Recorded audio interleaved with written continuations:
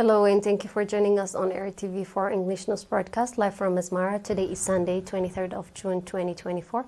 Here are stories making headlines.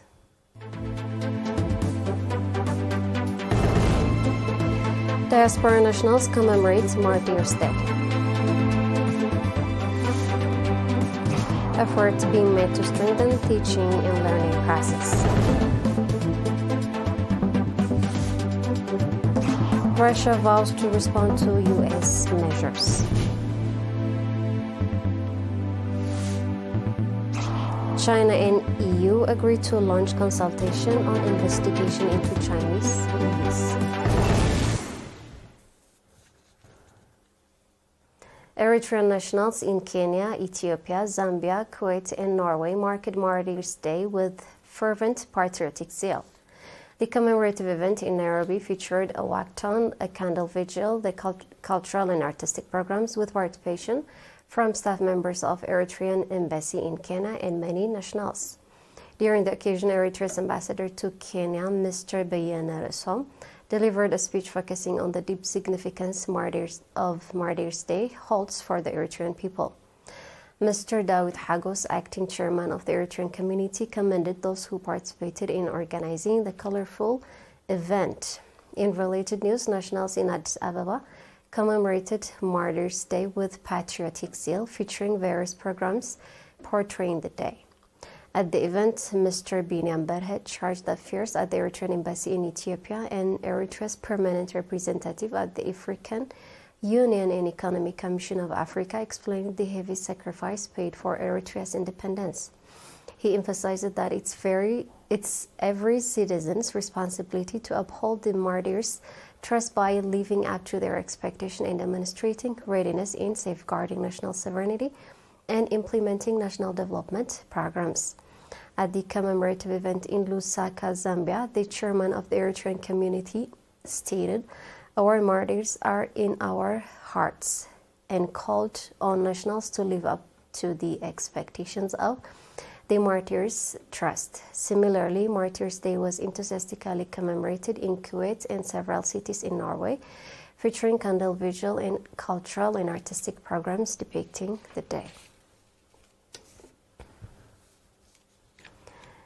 At a recent activity assessment meeting held in Sel'a subzone, Gashwarka region, it was reported that strong efforts are being exerted to develop the teaching-learning process. The meeting was attended by area administrators, school directors, and other stakeholders. During the meeting, school directors from Herum, Tahara, Dabasta, and Hambakta delivered reports of the progress of the teaching-learning process in their respective areas. Mr. Mohammed Saleh, head of the education office in the subzone, reported that there are 66 schools in the subzone providing active educational service to students.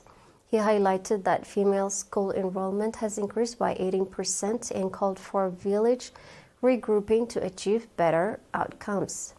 The participants conducted extensive discussion on the reports presented and adopted various recommendations. These included strengthening the relationships between parents, students, and teachers, assigning competent teachers for mother tongue instruction, addressing the potable water supply problem, and establishing a boarding school in the subzone. Mr. Muhammad Ali Ibrahim, head of the education office in Gashwarka region, noted that due to the strong effort of the public and partners, the number of enrolled students in their contents are heavily growing. He called for integrated efforts for even better outcomes. Mrs. Lu'ul Gabrab, Minister of Labor and Social Welfare, commended the effort to develop the teaching-learning process and expressed the ministry's readiness to support disadvantaged children so they can continue their education without interruption due to lack of school materials. Following a short break, we'll be back with international news. Stay tuned.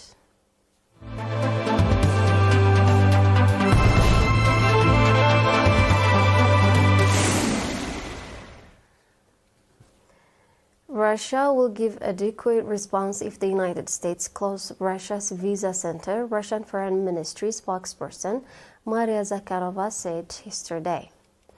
In case such measures are implemented, the Russian side will give an adequate response, the diplomat said.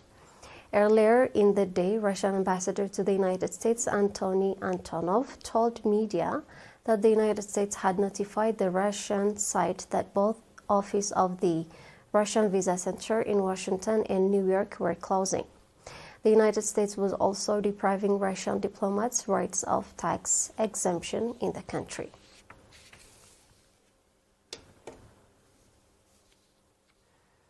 China's Commerce Minister Wang Wentao and Valdis Dombrovskis, Executive Vice President of the European Commission, agreed yesterday to start consultation on the issue of the European Union's anti-subsidy investigation into Chinese electric vehicles, EV.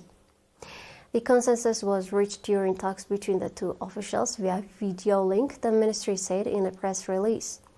On the same day, Wang also met with German Vice Chancellor Robert Habeck, reiterating China's stance on the investigation, the Ministry of Commerce said. China is willing to consider both parties' reasonable concerns to avoid the escalation of trade frictions in a rational and professional manner and stand ready for dialogue and consultation on EVs if the European Union is willing to sit down at the negotiation table with sincerity, Wang also added. If the European side adheres stubbornly to its wrong way, China will take necessary measures, including lodging a case under the World Trade Organization dispute settlement mechanism to firmly defend its legitimate rights and interests, Wang added. Before we go, we have a quick recap of top stars.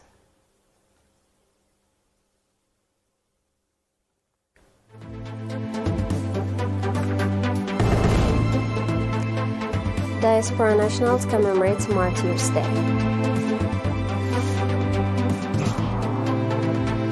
Effort to strengthen teaching learning process. Russia vows to respond to U.S. measures. China and EU agreed to launch consultation on investigation into Chinese elections. And that wraps up our news broadcast for now. Thank you for watching.